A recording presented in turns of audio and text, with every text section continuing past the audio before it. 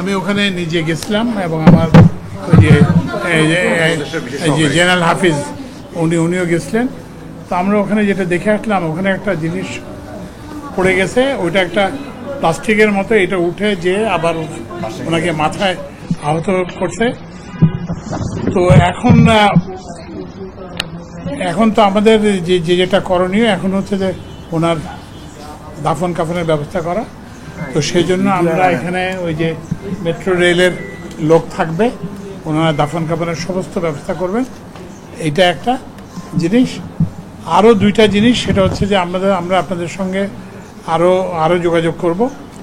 তো আপনাদেরকে মানে কোনো তো কি বলে যে জীবনের তো কোনো ক্ষতিপূরণ হয় না, কিন্তু ওই যে এখন আপনাদের যাতে সংসার চালাতে যাতে কোনো অসুবিধা না হয় সেজন্য আমরা প্রাথমিকভাবে 5 লক্ষ টাকা দিব। আর এরপরে হচ্ছে যে আপনাদের পরিবারে যদি কেউ থাকেন যিনি মানে যিনি কাজ করতে পারবেন, তার যোগ্যতা অনুযায়ী তাকে আমরা মেট্রো রেলে একটা চাকরি দেব। আর হচ্ছে যে এছাড়াও যদি আমরা এই বাচ্চাদের পড়াশোনা অন্যান্য যা কিছু বিষয় আছে এগুলো আমরা দেখব। তো আমাদের এই যে আপনাদের নাম্বারগুলো তো দিয়ে গেছেন, তাই না?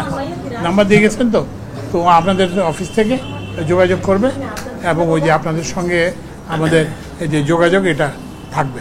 এক্সট্রিম মশার কয়েল প্ল্যান্ট ফাইবার দিয়ে তৈরি, তাই সহজে ভাঙে না, সুগন্ধিযুক্ত ও নিরবিচ্ছিন্নভাবে জ্বলে। ডেঙ্গু, চিকুনগুনিয়া বাহি সহ যে কোনো মশার বিরুদ্ধে দেয় এক্সট্রিম সুরক্ষা। আচ্ছা, আরেকটা জিনিস হচ্ছে যে এই ঘটনা কেন ঘটছে সেটার জন্য আমরা 5 সদস্যের একটা তদন্ত কমিটি করছি। উনি আগে আমাদের একজন সচিব, উনি আগে মেট্রো রেলের ম্যানেজিং ডিরেক্টর ছিলেন, ওনাকে, তারপরে বুয়েটের একজন mechanical engineering professor, military institute of science and টেকনোলজির একজন সিভিল ইঞ্জিনিয়ারিং প্রফেসর, আরেকজন কি বলে যে একজন ব্রিগেডিয়ার যিনি এই প্রকল্পের পরিচালক। তো এইটা আমরা খুঁজে বের করবো এটা কেন হয়েছে, কারো কোনো দায়িত্ব অবহেলার জন্য হয়েছে কি না, কারো কোনো হয়ে থাকলে আমরা এটা প্রথমে এই জাতীয় ঘটনা যাতে ভবিষ্যতে না ঘটে সেটা আমরা দেখব।